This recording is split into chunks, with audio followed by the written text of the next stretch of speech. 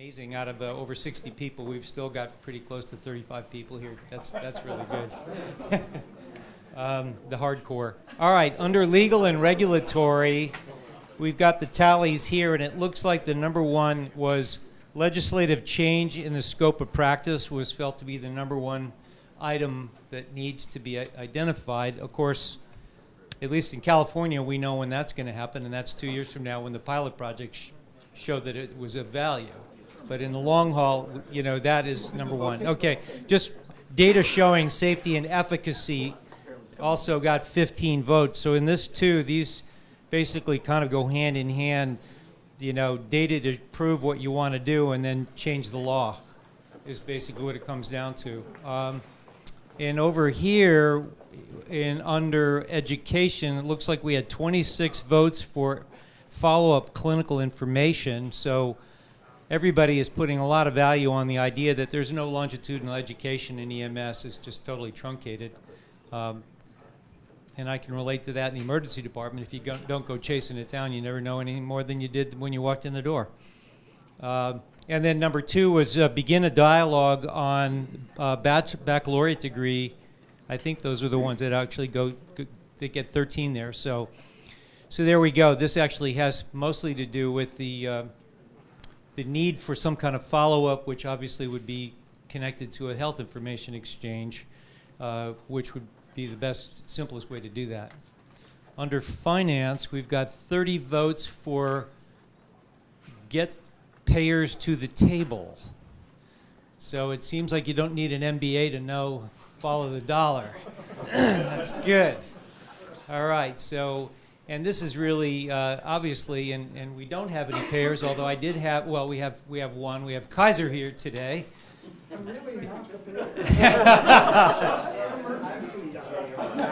Yeah, and I do want to say that I did have Blue Shield on the hook for a while, but they shook the hook off. They were going to come, but they couldn't, but they were actually very interested in what we were talking about today. And I'll just give you a real quick anecdote. It's amazing. We did a study in San Diego with, we called it Project 25, the 25 most impactful homeless people in the city. And we showed that we saved over $3.5 million. But who did we save the money for? The payers. Now those same the next Project 25, all three major payers in San Diego are at the table investing in the program. So we've got Kaiser, and we have Molina Healthcare, and we have CHG, which is a community health group. And each of them are investing in a program now that's reducing super users. Now, interestingly enough, they're not paying EMS anything yet, even though we are a piece of the puzzle. So that's the next generation. But the payers get it. They really do get it. And we've actually shown that in our 25 most impactful, defined by EMS, police, and mental health people in the community. So this is exactly what needs to go ahead. Okay, under data and technology, we've got 22 votes for build an HIE infrastructure to facilitate longitudinal patient records and get outcome data that help get the payers to the table. And actually, Dan can teach you how to do that. It takes about a 4-week course he's offering here in San Diego on how to build an HIE.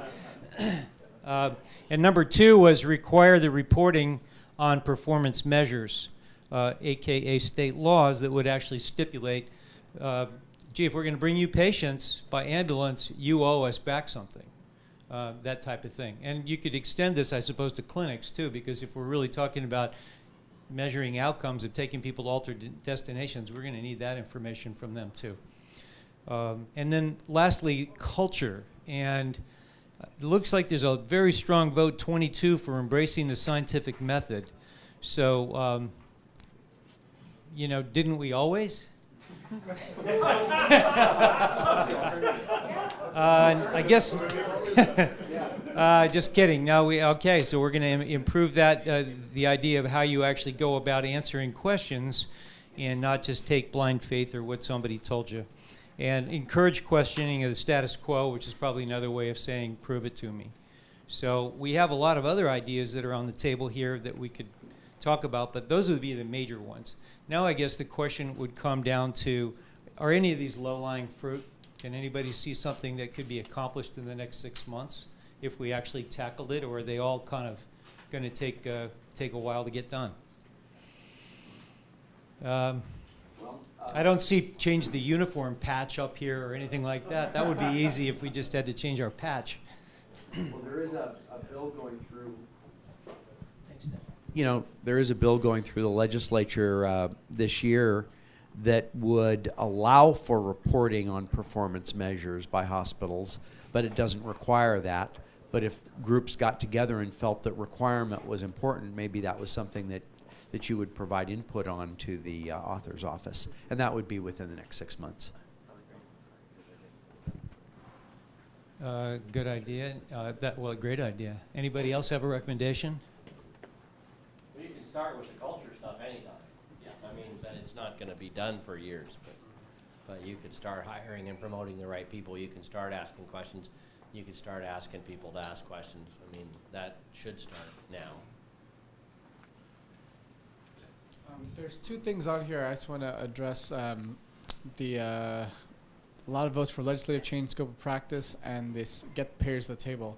In the discussion, can we break those down into, like, an action? What do I do today? Like, who do I send an email to today? What letter writing campaign do we do? Like, can we break that down a little more? Is there a hand over here? Well, actually, I'm really glad you said that, Kevin. I feel like you're starting to read my mind. I've been involved in a lot of these priority setting exercises, and I'm here sort of as an outsider, although I've really enjoyed listening to the conversations, and the problems are really very similar on both coasts. But if you, while you are here in the room, you can identify 2 or 3 of 4 of these and form work groups that will actually lay out what are the things we can do in the next 6 months, and the next year, and the next 2 years, the next 5 years, to really start moving collectively toward working on a few of them. Right now, there's a lot of enthusiasm in the room, and probably there'll be a lot of people who want to do everything. That usually lasts a week or so. But I think if we leave and it's just been an interesting day and no continuing initiatives to act on these is started here, it really will be a missed opportunity. And so I'm not volunteering for any of those groups since I go work with you. But again, if there's 1 or 2 champions in the room that you really could start to form work groups around, at least to flesh out, so what are the next steps if an agency wanted to do this? What are the things that collectively as a region you could do, et cetera? And if I can just take one more liberty in terms of embracing the scientific method. So I'm a scientist. I think that's great. I love data, but ultimately the way to operationalize that is going to be to identify someone who is willing to invest in training of, people within EMS agencies who can start to do data-driven exercises, funding for small projects, all of the data infrastructure we talked about. This is, the scientific method is great to embrace it, but ultimately you need data. You need people who know how to use the data. And I throw this out here while the WestHealth people are in the room. They still in the room? Amy, where'd you go? Because, talk about an opportunity. I think this is some place where a small investment could pay huge dividends. Oh, yeah, come back in, Chris. Was just calling you all out. But I'll tell you later. So seriously, because some of this needs resources, but not a lot to really catalyze very significant change. So I will talk about the payers because I know one of them. But that's all. I just know them. My very practical, and I'll be very sort of logistic here. My personal advice, and this is based on my experience, it may not work everywhere, is anybody that wants to invest in one of these projects should get an influential physician associated with one of those payers, because they're likely to be the source. So for example, in reference to what Jim said kiddingly 15 minutes ago, so I know the right people to contact in Kaiser, and you folks may or may not. And I'm going to go to them and suggest some of these things as pilots, as very small projects somewhere to see if we can invest in. And I think the same could be done, whether it's the Blues or Sharp or Scripps. I think you can do that, and I think you can use physician guidance, because those health plans tend to give us more respect than we ever think we would deserve or get anywhere else. At least mine does. So I think very practically that's what I would do. The same, frankly, and that could be done in the next month. And the same I would recommend in terms of follow up in terms of clinical information. I think you can use those same people to begin to open the door to some feedback mechanisms so that folks on the ground can get some feedback on their patients, because I can tell you, we've done it informally, we can continue to do it, and there are ways to do it more formally as well, and they can be done within a month.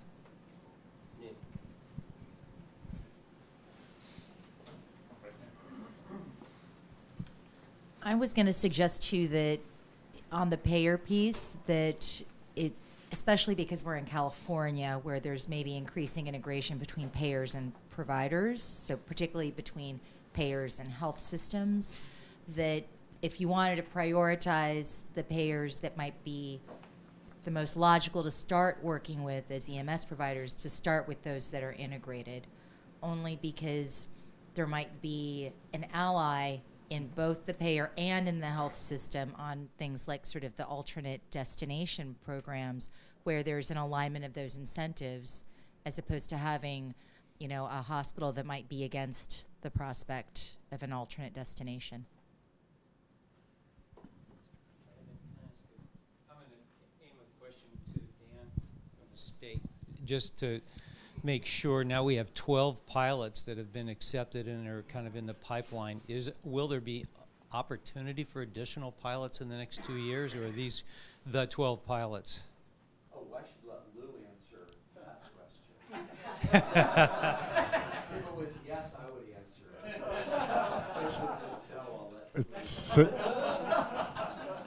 it. The 12 pilots are the 12 pilots until we get through a pilot project and through the legislature. So they are the 12 chosen. Okay.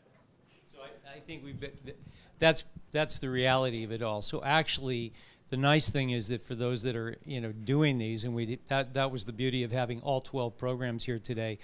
Anybody that can kind of augment what these teams are trying to put together to be able to make them successful is actually going to be the best way that we're going to really accomplish anything in California, rather than trying to create something new, which I suspected was just not going to be feasible for the time being. I mean, a year into this, and if we're really hitting home runs, obviously somebody might change their mind. We'll see. But I think that the first thing we've got to do is get real and get these IRBs together and finish up our educational plans, and then also be talking to people, because like I say, the payers are starting to come out of the woodwork in San Diego on at least the super user initiatives that we're involved with, and I would bet that they will be for some of the other projects in the near future too. Just a real quick question, actually. In terms of the 12 pilots, is there a plan, or what is the plan for iterating on the questions being asked or the data being collected? I can imagine based on the first X amount of months of deployed pilots, you're going to learn things. I'm not aware of that. I was wondering if there's any sort of plan for continuous change. The independent evaluator, which is University of California, San Francisco, UCSF, they will be putting out quarterly reports as we move through here, and obviously from that information we'll know if we have to adjust things along the way. But on a monthly basis, each pilot project will be reporting to me any of the issues that they've come along the way, so that they can adapt those as well. So it's pretty tight. But the independent evaluators, you know, crunching all the numbers and doing the analysis and pushing that out on a quarterly basis. And one of the benefits in a way of getting an IRB is we're sort of squeezed into an OSHPD outcome analysis, and it may very well be that there are other things that we would want to analyze and study independent of what OSHPD actually asks us of. I can say that some of the information they want, because they had to, is just sort of awkward information that we wouldn't normally have. So that's part of what we're trying to do, is also answer independently from the state. And I hope that everybody will have something that will actually be shareable, at least in a poster presentation, if not you know, a publication. Joe. I have a question about the 12 pilot projects, and maybe a suggestion. Were all the members of the 12 pilot projects required to see the NIH curriculum on protection of human subjects in research? The Belmont report. Well, the competency, I forget what they call it, the training thing, city training, right. That was included in the core curriculum. I have some very strong feelings about, and Mike spoke to this, you know, quality improvement is not research light. And we need to not be confused. We're looking into things that there is not a standard of care for. There is not a strong scientific basis for. So we are actually endeavoring to do research in EMS. And it's very important that I think all of us who are engaged in that really have a very clear understanding about the protections and the rights of the patients that we're caring for when we're doing this research. And I think that that's something that should be seen as a fundamental ethical issue by all the people who are engaged in this across the board. And I think that's why the IRB's, you know, noted rigidity is actually adding another layer of safety to this whole thing, because I can tell you that UC San Diego is probably like UCLA, is like Davis, is like Irvine, is like that's a tough nut to get through. So I'm pretty sure they're going to.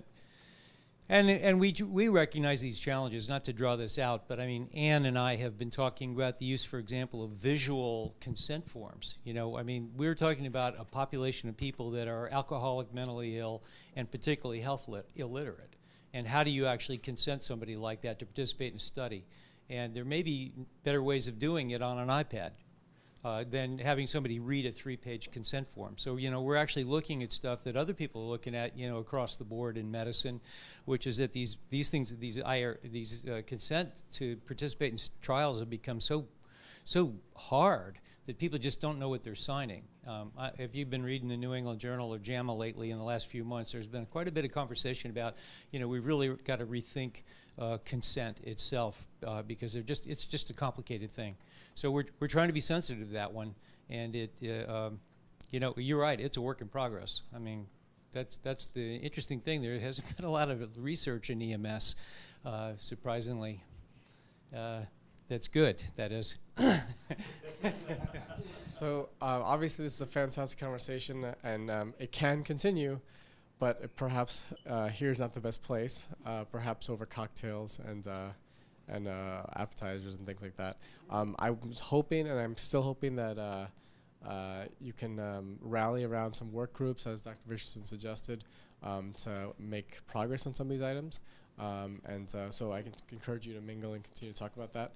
But I do think that we need to, you know, close the formal session at this time. So on.